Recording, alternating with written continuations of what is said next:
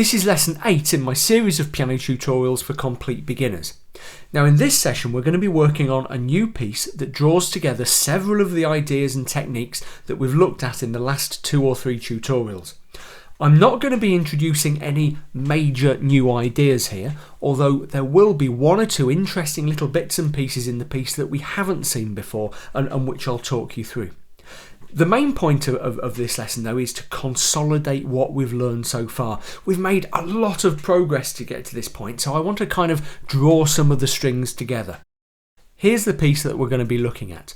We'll take a really close look in a second, but you can find it as usual by downloading the PDF that accompanies this tutorial. You'll find a link to download right underneath this video, and again, as usual, I've prepared versions for you in both A4 and US letter sizes, so wherever you are in the world, you shouldn't have any problems printing it out. Now, I had quite an interesting time composing this one because I wanted to create something that was similar to the type of simple classical music that piano students who are going through formal lessons see so much of. It's kind of a pastiche of the sort of stuff that they look at, Now, if you're interested in ultimately playing jazz or pop piano or whatever, this stuff might seem kind of old school, kind of, a bit old hat. What's the point of doing this? Stick with it, okay, because it will really help, especially with your precision and your control on the keyboard. Most of the real greats of jazz piano and pop piano had at least some grounding in this kind of stuff. Anyway, let's have a quick play through it. You'll notice, by the way, that I play the first 8 bars twice. Now that's because of this strange bar line here, which you might not be able to see in detail at the moment, but you will in a second when we have it up on screen. It's a repeat mark, this is a repeat marker, and what it means is that we are repeating the 8 bars that go before the mark, just once, and then we go on to the 8 bars after it. There are various more kind of complex forms of repeat mark that we'll cover later in the series, but I just wanted to drop a simple one in now so that you could begin to get the idea of how they work. For now, just listen out for me repeating the first 8 bars. Okay, let's have a playthrough.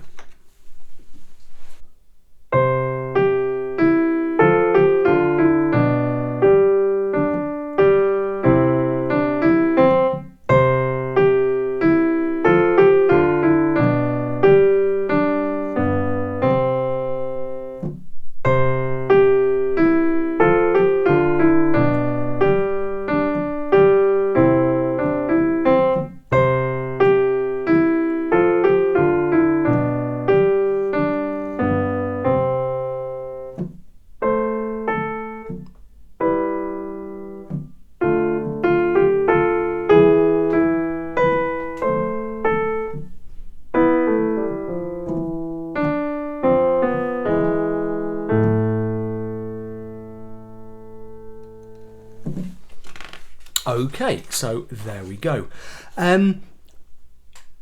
What I'm not going to do now is play it through so you can see my hands, so you've got that performance of it to refer back to with the score up on the screen. But I'm not going to show you me actually playing it this time, at least not until the start of the next tutorial, because I don't want you to be tempted just to copy what I'm doing on the keyboard, okay? I want you to concentrate on using the skills you've learned in this series so far to work it all out from the score and based on that little playthrough that you heard, okay? Before you go off and start practicing it for yourself though, let's just take a little bit of a closer look at how the piece works in detail and explore just a few, as I say, a few small bits and pieces of scoring that you might not have come across before. Anyway, the overall tempo direction, let's look at that first at the top here, is stately but flowing, which gives you a kind of fair amount of leeway, but also some sense of how the piece works. Now, as often with pieces of music like this, the title is also a bit of a clue too, think of an old-fashioned dance. So we want to keep moving and have a bit of flow here. A really interesting thing to notice here is that the direction, stately but flowing, is in English. Now the ones we've seen so far like andante have been Italian, but English directions or French or German or whatever are also fine. Italian is used as a kind of international language for musical purposes, but you don't have to use it all the time. Now, the repeat mark we have seen and we know what it does, okay? So we don't need to cover that. But, next thing, what about these sweeping lines that we've got along the top of the treble stave here? They are completely new.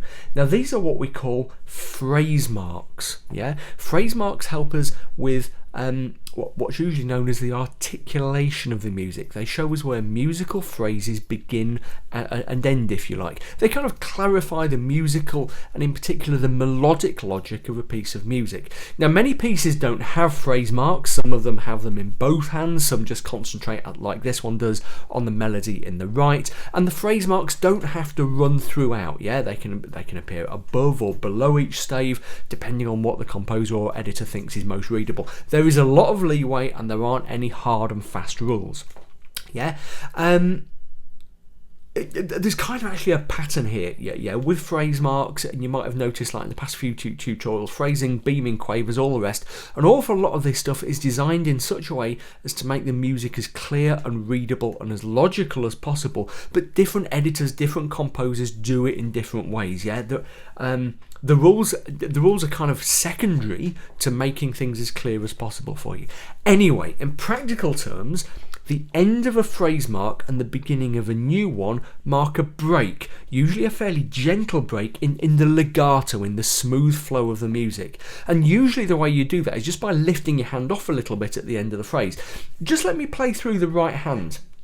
Okay, and follow the score as I do so. I'll probably just do up to the repeat mark here, yeah? And listen if you can for where the phrases come. Here we go.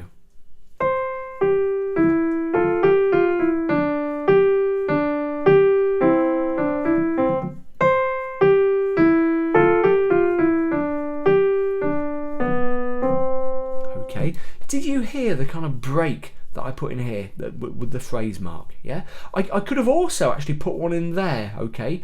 You know, you don't have to follow the exact phrasing I've putting, and if I put a phrase there and a phrase there, that would have worked as well. But as it was, when I was writing it, I thought, yeah, that makes sense as one phrase. We'll do that. Let's just have a quick look actually at the second 8 bars as well, because they're a little bit different. Okay.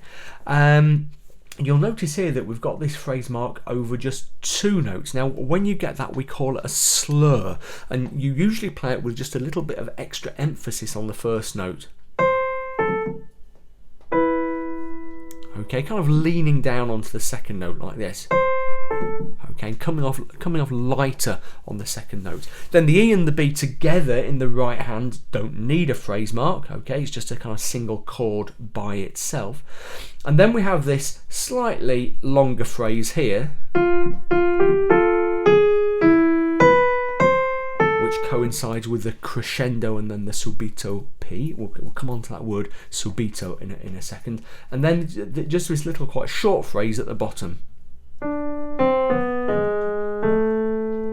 Okay, so the big message with phrase marks is don't obsess about them, but just see them as a kind of help. It's a composer trying to help you, trying to show you how the piece of music ought to be played, and trying to show you the kind of, as I said, the overriding logic, the overriding structure of the piece. As I said, we've got this new direction here, subito. I don't think we've covered subito before, bar 13.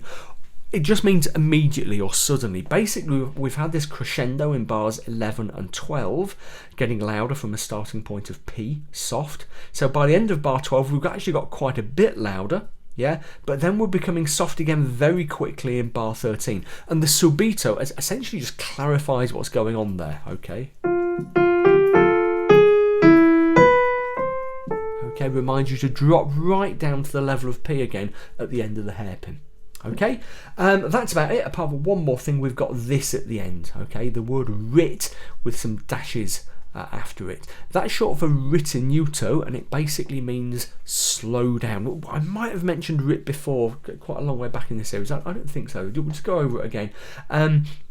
You probably heard what I did towards the end. Let me just play the right hand from bar 11 there.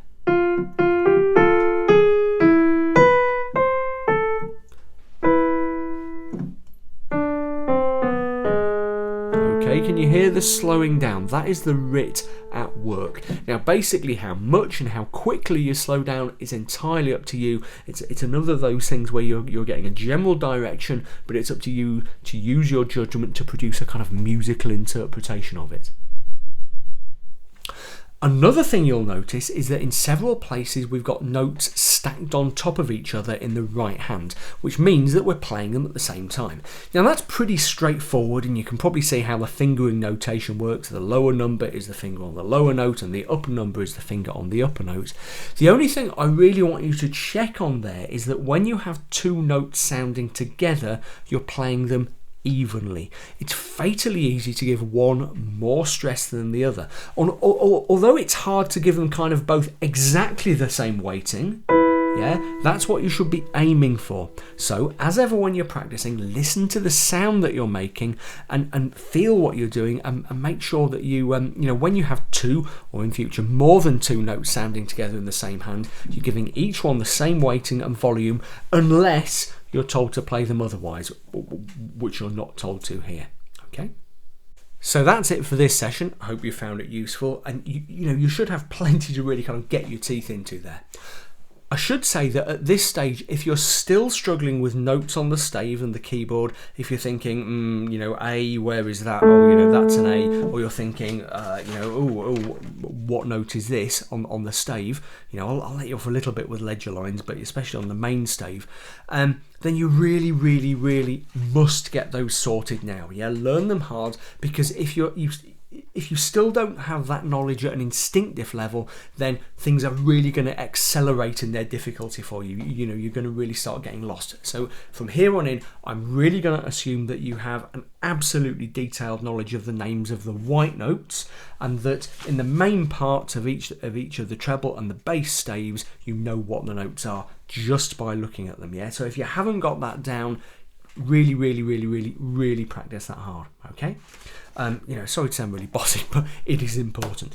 Now there we go. As usual, I'll just say please do subscribe to my channel if you haven't already. Yeah, red button down there, just click it once. That way you get notifications of new episodes in this series, and you can also maybe check out some of my other piano tutorials. And finally, if you want to support what I'm doing, please do check out my Patreon crowdfunding campaign at www.patreon.com/Bill Hilton, or just click the link right below the video to find out more. I'll see you next time.